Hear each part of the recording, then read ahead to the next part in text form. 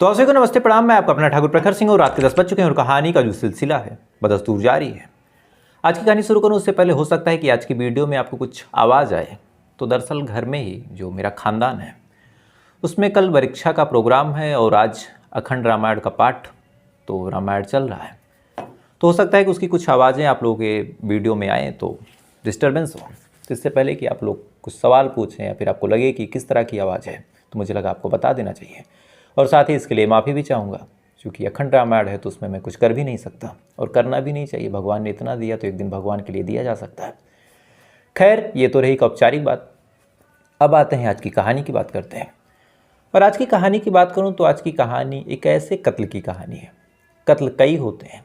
कई बार हमें लगता है कि जो कातिल है वो सही है, कई बार ऐसा लगता है कि चलो जिसका कत्ल हुआ सही हुआ, इसने इतना गलत काम किया था, इसने किसी को इतना तंग करके रखा था। लेकिन आज जिस कहानी के साथ, जिस सच्ची घटना के साथ आपके सामने आया हूँ, इस कहानी को, इस सच्ची घटना को जब आप सुनेंगे तो इसमें मैं कोई अपना राय या फिर अपनी कोई सलाह नहीं दूंगा। आप एक बार खुद कमेंट करके बताइएगा ज़रूर कि इसमें कातिल ज़्यादा दोषी है या फिर जिसका कत्ल हुआ वो ज़्यादा दोषी है, या फिर जो जांच पड़ताल हुई वो ज़्यादा गलत है। पूरी कहानी क्या है सिलसिलेवार तरीके से आपके सामने रखता हूँ। तो इस कहानी की शुरुआत होती है उत्तर प्रदेश के बिजनौर से। उत्तर प्रदेश के बिजनौर में एक गांव लगता है हाजीपुर, और मैं बात कर रहा हूँ पिछले साल यानी साल 2023 की। इसी बिजनौर में एक परिवार रहा करता था। परिवार के जो मुखिया थे उनका नाम था शाहिद। उनकी एक बीवी थी, एक बेटा था।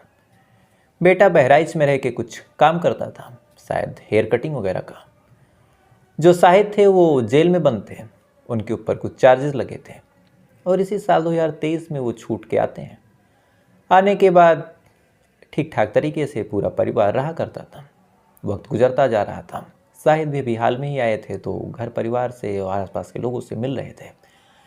तमाम चीज़ें बिल्कुल ठीक चल रही थी। लेकिन इसी दौरान मार्च महीने की बात है, अचानक से जो बेटा था गुलफाम, वो बहराइच में रह के बाल काटने का काम करता था, लेकिन अपने घर आता है। आने के बाद घर पे खाना खाता है, खाना खाने के बाद सोता है। अगले दिन जब सुबह उठता है और आसपास के तमाम लोग जब उठते हैं, सुबह होती है, तो उन्होंने देखा कि जो शाहिद है उसके गर्दन पे किसी ने कुछ चला दिया है, यानी किसी धारदार हथियार से वार किया है। अब धारदार हथियार से वार, शाहिद इधर चीख रहा, दर्द से तड़प रहा है, उसके गले से खून निकल रहा। फ़ौरन ये चीज़ जब शाहिद की माँ देखती है, यानी गुलफाम की माँ, कायदे से गुलफाम की माँ जब देखती है ये चीज़, फ़ौरन अपने बेटे को पड़ोसियों की मदद से हॉस्पिटल लेके जाती है। जाने के बाद डॉक्टर उसका इलाज शुरू करते हैं। अब एक नौजवान लगभग 27-28 साल की उम्र के लड़के के गर्दन पे इस तरह से किसी ने खंजर चला दिया या फिर कोई धारदार हथियार चला दिया। आसपास के लोगों में कौतूहल होता है कि किसने कर दिया। फ़ौरन किसी ने पुलिस को फ़ोन कर दिया। पुलिस भी जब सुनती है कि 26-27 साल के लड़के की गर्दन पे किसी धारदार हथियार से वार किया गया, कत्ल करने की कोशिश की गई, पुलिस भी भागी भागी हॉस्पिटल पहुंची। इतनी देर में डॉक्टर जब जांच पड़ताल करते हैं, उसकी दवा करने का, उसका इलाज करने का, उसको ठीक करने का, उसकी जान बचाने की जब कोशिश करते हैं, तो तमाम कोशिशें डॉक्टर करते हैं, लेकिन शायद काफ़ी देर हो चुकी थी। गर्दन की जो नस थी वो कट गई थी और ज़्यादा खून बहने की वजह से डॉक्टर इस गुलफाम को बचा नहीं पाते और गुलफाम की मौत हो जाती है। यानी किसी ने धारदार हथियार से गुलफाम के ऊपर हमला किया, उसको हॉस्पिटल लेके जाया गया, लेकिन गुलफाम को बचाया नहीं जा सका। यानी ये जो मामला था एक कत्ल का मामला था। पुलिस वाले इधर आते हैं, आने के बाद पूछताछ करते हैं कि क्या आपको किसी पे डाउट है, क्या किसी पे कोई शक है। तो जब ये पूछताछ, ये जांच पड़ताल, तफ्तीश जो पुलिस वाले थे जब ये शुरू करते हैं, तो ज़्यादा मशक्क़त करनी नहीं पड़ी। जो महिला थी, यानी जो गुलफाम की माँ थी, उसने सीधा सीधा कहा कि मुझे किसी और पे नहीं, अपने पति यानी गुलफाम के फादर पे ही डाउट है। अब पुलिस वाले जब ये बात सुनते हैं, सुनने के बाद सन कि आखिर एक बाप अपने बेटे को मार देगा, ये महिला क्या बोल रही है। लेकिन ज़्यादा सोचने या फिर ज़्यादा विचारने की ज़रूरत इसलिए भी थी क्योंकि इतनी तमाम चीज़ें हो गई। गुलफाम के गर्दन पे खंजर चल गया, उसका कत्ल हो गया, और कायदे से एक बाप अगर ऐसी खबर सुनेगा तो सारे काम छोड़ के आ जाएगा। लेकिन इस पूरी घटनाक्रम में शाहिद का कहीं अता पता नहीं था, यानी गुलफाम के फादर का। यहीं से पुलिस वालों को डाउट हुआ। अब डाउट हुआ तो पुलिस वालों ने फिर पता करना शुरू किया कि आखिर शाहिद कहाँ है। तमाम लोगों से पूछताछ करी, उसके नंबर को सर्विलांस पे लगाया, कहाँ कहाँ जा सकता है वहाँ जाके पता किया, हर जगह तफ्तीश कर ली, हर जगह छानबीन कर ली। शाहिद का कहीं कुछ पता नहीं। अब जैसे जैसे शाहिद का कहीं कुछ पता नहीं, पुलिस वालों की जो शक की सुई है शाहिद के ऊपर और गहरी होती जा रही। उन्हें लग गया कि ज़रूर दाल में कुछ काला है, नहीं तो आखिर शाहिद इतनी देर तक क्यों गायब रहेगा। लिहाजा पुलिस वाले अब शाहिद के पीछे पड़ते हैं और उसके बारे में पता करते हैं कि आखिर वो कहाँ जा सकता है। रेलवे स्टेशन पे, बस स्टैंड पे, आसपास के इलाकों में शाहिद की जब तलाश होती है तो फिर अंत में शाहिद को गिरफ्तार किया जाता है। उससे फिर पूछताछ होती है कि क्या तुम अनजान थे इस मामले में। क्योंकि पुलिस वाले शायद कहीं ना कहीं जो इंसानियत उनके अंदर जिंदा थी, इस वजह से चाह रहे थे कि अगर शाहिद कह दे कि मैं अनजान था तो यहाँ पे एक रिश्ते का कत्ल होने से बच जाएगा। क्योंकि एक बाप अपने बेटे को मारे, ये शायद अभी हमारे हिंदुस्तान में बहुत कम होता है।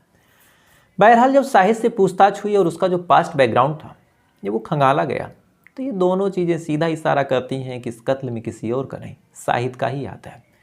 शुरुआती पूछताछ में शाहिद इधर उधर की बातें घुमाता है, लेकिन जब उससे तबीयत से इत्मीनान से पुलिस वालों ने पूछा तो फिर अपना इकबाल जुर्म भी करता है और एक ऐसी कहानी सुनाता है जिसे सुनने के बाद पुलिस वालों के भी पैरों तले ज़मीन खिसक जाती है।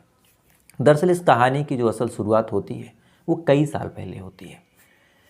शाहिद अपनी आदत से मजबूर था।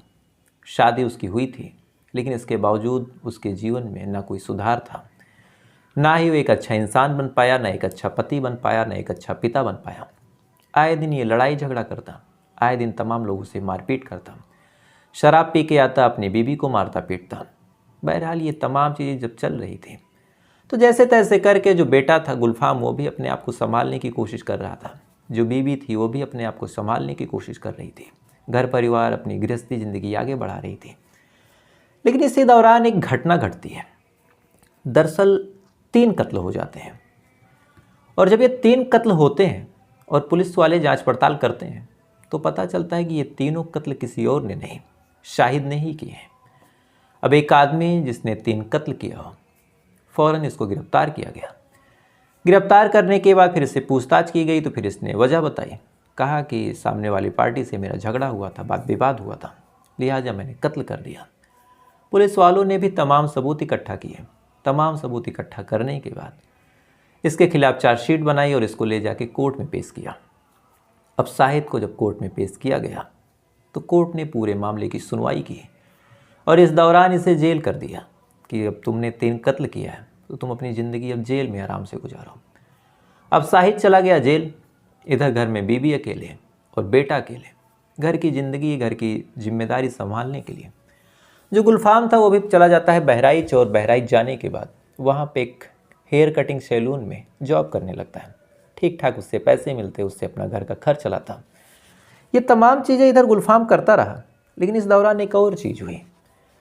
दरअसल जब गुलफाम वापस आता और माँ की भी उम्र ज़्यादा थी नहीं, तो इस दौरान दोनों माँ बेटे एक दूसरे के करीब आ जाते हैं और करीब आने के बाद एक दूसरे के साथ ऐसा कुछ कर देते हैं जो संसार के सबसे पवित्र रिश्ते को कलंकित कर देता है। यानी घर पे कोई जब देख देख करने वाला नहीं था, कोई रोक टोक करने वाला नहीं था, तो इस बारे में किसी को चूँकि खबर नहीं थी, तो गुलफाम और शाहिद की बीवी यानी गुलफाम की माँ एक दूसरे के साथ फिजिकल रिलेशन बनाने लगते हैं। कहीं ना कहीं जो शाहिद की पत्नी के जीवन में जो अधूरापन था उसको दूर करने के लिए वो संसार का सबसे घटिया रास्ता चुनती है। अब वक्त के साथ इन दोनों की ये रिश्ते लोगों को भी पता चले। धीरे धीरे कई बार ऐसा हुआ कि आसपास के लोग घर में आते तो माँ बेटे को ऐसे आपत्तिजनक हालत में देखते, शायद जिसकी कल्पना उन्होंने की ही नहीं थी। एक आदमी से दूसरे आदमी तक खबर गई, दूसरे आदमी से तीसरे आदमी तक खबर गई। देखते ही देखते कई लोगों तक ये जानकारी पहुंच गई कि गुलफाम अपनी ही माँ के साथ नाजायज़ संबंध में है। बहरहाल किसी ने कुछ कहा नहीं, गुलफाम भी इस रिश्ते को आगे बढ़ाता रहा। लेकिन इत्तेफाक कहें या फिर बदकिस्मती कहें कि साल 2023 में ही जो शाहिद था उसे जमानत मिल जाती है और वो जेल से बाहर आता है। अब जेल से बाहर आने के बाद वो तमाम लोगों से मिलने जुलने लगा, तमाम लोगों से बातचीत करने लगा। तो सिर्फ बाहर आने और बातचीत करने के दौरान किसी ने उसके कान में ये खबर भी डाल दी कि तुम्हारे पीठ पीछे तो ये तमाम चीज़ें हो गई। अब जैसे ही ये खबर उसे पता चली तो पहले तो उसे यकीन नहीं हुआ कि एक बेटा अपनी माँ के साथ ज़रूर किसी को गलतफहमी हुई है। लेकिन लगातार जब कई लोगों ने कहना शुरू किया और लगातार ये बातें होती चली गई तो कहीं ना कहीं अब उसे डाउट हो गया। अब जब डाउट हुआ तो उसने नज़र रखनी शुरू की, और जब नज़र रखनी शुरू की तो फिर उसने कई ऐसी चीज़ें देखी जिसे देखने के बाद अब उसे लग गया कि ज़रूर दाल में कुछ काला है। यूं ही हवा नहीं उड़ी इस बात की। फिर क्या था, सबसे पहले अपनी बीवी से इस बारे में पूछता है। बीवी मना करती है। इसी बात को लेके दोनों पति पत्नी के बीच तकरार होने लगी, आए दिन लड़ाई होने लगी। नाराज़ होकर जो बीवी थी वो मायके चली गई। बीवी इधर मायके चली गई, इधर जो गुलफाम था वो बहराइच में था। तो आखिर शाहिद का गुस्सा शांत कैसे हो? वो लगातार गांव के तंज कसों में और लगातार जो तमाम लोग ऐसे ताने दे रहे थे कि तुम्हारी बीवी ऐसा कर रही है, तो कहीं ना कहीं वो भी परेशान था। परेशान होने की वजह से फिर उसने सोचा कि क्यों ना आज इस जड़ को ही ख़त्म कर दूं। इसके बाद उसने प्लान बनाया। प्लान के तहत सबसे पहले उसने गुलफाम को बुलाया और कहा कि आओ, काफ़ी टाइम हो गया, तुमने घर का दाना नहीं खाया। गुलफाम भी अपने फादर की ये बात जब सुनता है, सुनने के बाद वापस आता है, और वापस आने के बाद जैसे ही रात को लोग खाना खा के सोते हैं, अगले दिन सुबह सुबह इसी बात को लेके गुलफाम से वो बहस करता और कहता है कि तुम इतने गिर गए कि अपनी माँ के ही साथ। बहरहाल गुलफाम ने क्या कहा क्या नहीं कहा अब वो तो किसी को नहीं पता, लेकिन इसी गुस्से में एक 3 कत्ल करने वाला आदमी 4था कत्ल कर देता है, और ये कत्ल अपने ही बेटे का करता है। अब ये पूरी कहानी जब पुलिस वाले सुनते हैं, सुनने के बाद एक बार उनके पैरों तले ज़मीन खिसक जाती है कि आखिर एक बाप अपने बेटे को मार देता है और एक बेटा अपनी माँ के ही साथ सो जाता है।